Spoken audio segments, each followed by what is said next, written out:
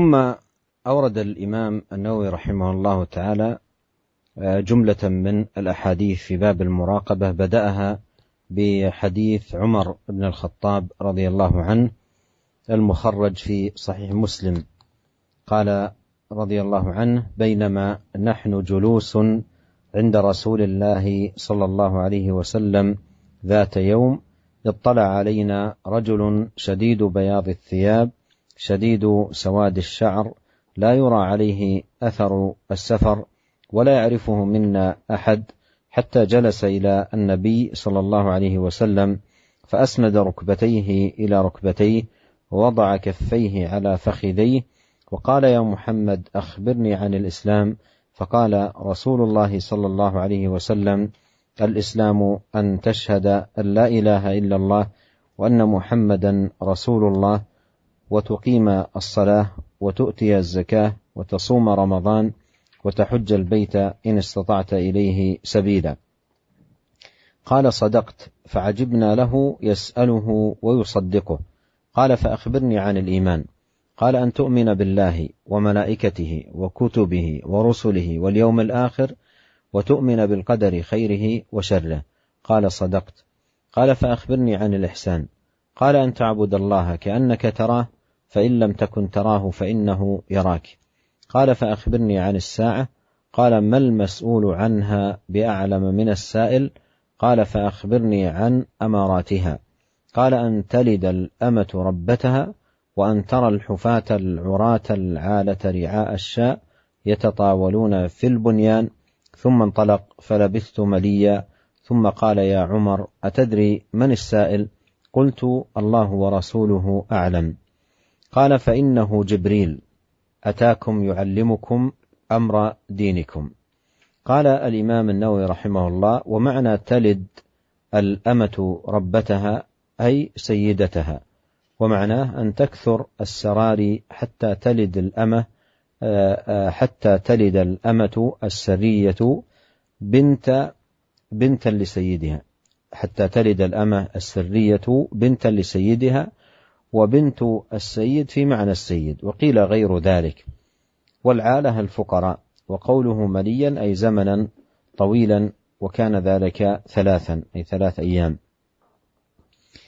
وهذا الحديث حديث عظيم جامع، حتى إن بعض أهل العلم يسميه أم السنة، كما أن الفاتحة أم القرآن، لأن ما فصل في أو ما ورد في السنة تفصيلا أجمل في هذا الحديث العظيم.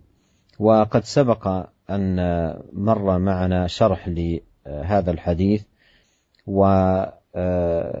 ولنكتفي بما سبق أن مر، لكن موضع الشاهد من هذا الحديث قول النبي عليه الصلاة والسلام في مرتبة الإحسان: أن تعبد الله كأنك تراه، فإن لم تكن تراه فإنه يراك.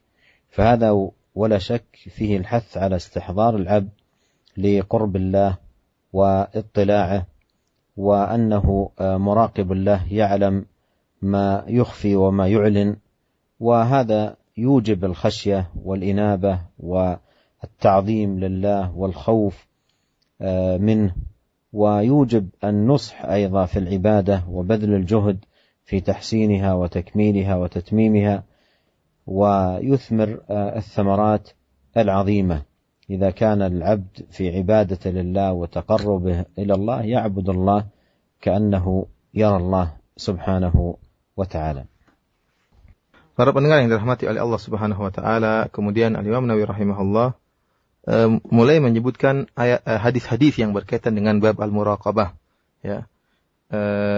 Hadis yang pertama yaitu hadis yang masyhur, ya, yang diriwayatkan oleh Umar bin Khattab radhiyallahu taala anhu, hadis yang diriwayatkan oleh Imam Muslim dalam sahihnya dari Umar bin Khattab radhiyallahu taala anhu. Dia berkata, tatkala kami sedang duduk-duduk di sisi Rasulullah sallallahu alaihi wasallam pada suatu hari, tiba-tiba muncul seorang laki-laki yang memakai pakaian yang sangat putih, dan rambut laki-laki tersebut sangatlah hitam. Tidak nampak padanya ada bekas-bekas safar. Akan tapi tidak seorang pun dari kami yang mengenal orang ini. hingga dia pun duduk di sisi Nabi sallallahu alaihi wasallam. Kemudian dia menyandarkan kedua lututnya ke kedua lutut Nabi sallallahu alaihi wasallam, dan laki-laki ini meletakkan kedua tangannya di atas kedua paha Nabi sallallahu alaihi wasallam. Kemudian laki-laki ini berkata, "Wahai Muhammad, kabarkanlah kepadaku tentang Islam."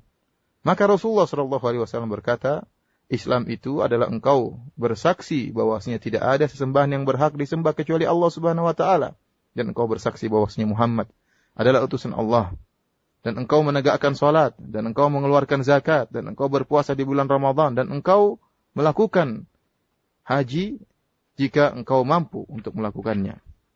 Kemudian lelaki ini berkata, "Sodakta, engkau benar." Maka kata Umar bin Khattab radhiyallahu taala anhu, kami pun heran melihat orang ini. Dia yang bertanya dan dia membenarkan jawaban Rasulullah sallallahu alaihi wasallam. Kemudian lelaki ini bertanya lagi, "Kabarkanlah kepadaku wahai Muhammad tentang iman."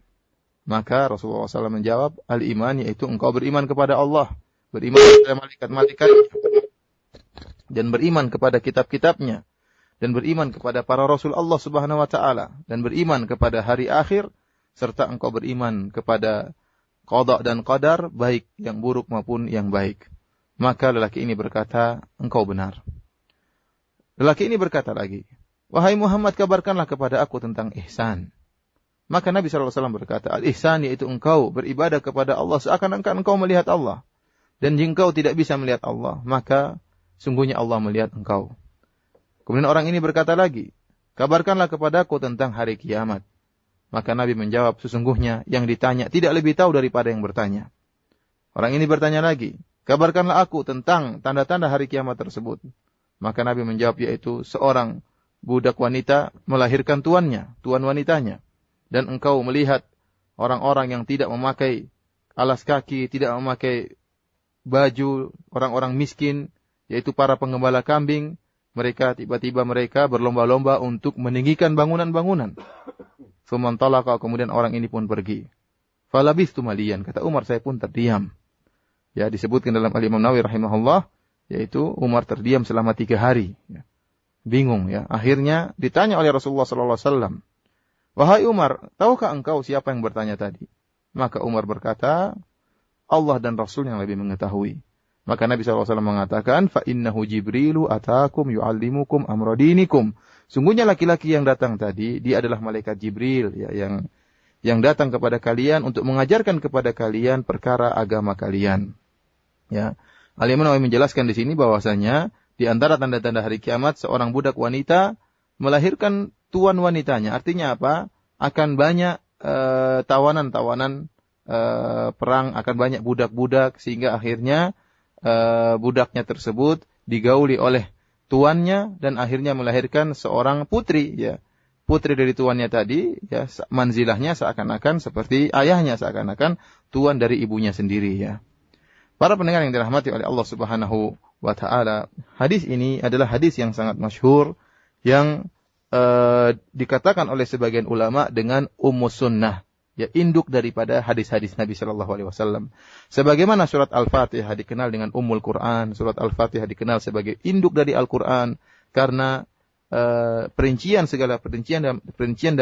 dalam Al-Quran seakan-akan disimpulkan dalam surat Al-Fatihah. Demikian pula seakan-akan hadis-hadis yang merupakan perincian yang terdapat dalam hadis-hadis seluruhnya disimpulkan dalam hadis Jibril ini, sehingga dikenal dengan Ummus Sunnah, induknya hadis-hadis Nabi sallallahu alaihi wasallam. Kemudian yang jadi syahid, jadi perhatian dalam hadis ini, yaitu tatkala Nabi sallallahu alaihi wasallam menjelaskan tentang manzilah al-ihsan, tentang kedudukan al-ihsan, di mana Nabi sallallahu alaihi wasallam mengatakan, "Anta'budallaha ka'annaka tarahu, fa illam takun tarahu fa innahu yarak." Itu engkau beribadah kepada Allah Subhanahu wa taala seakan-akan engkau melihat Allah Subhanahu wa taala. Dan jika engkau tidak bisa melihat Allah, maka ketahuilah Allah Subhanahu wa taala sedang melihatmu.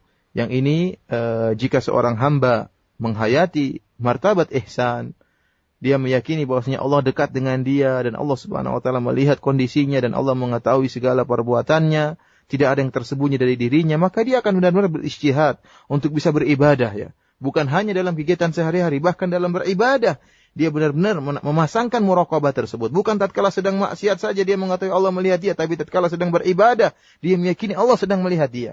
Orang seperti ini tentunya ibadahnya akan bagus, ibadahnya akan baik, hatinya akan benar-benar konsentrasi tatkala beribadah karena dia yakin Allah Subhanahu wa taala ya sedang melihat dia, dan ini akan menimbulkan buah yang sangat agung dan akan berpengaruh sekali dalam ibadah dia tatkala dia meyakini bahwasanya Allah sedang melihat dia.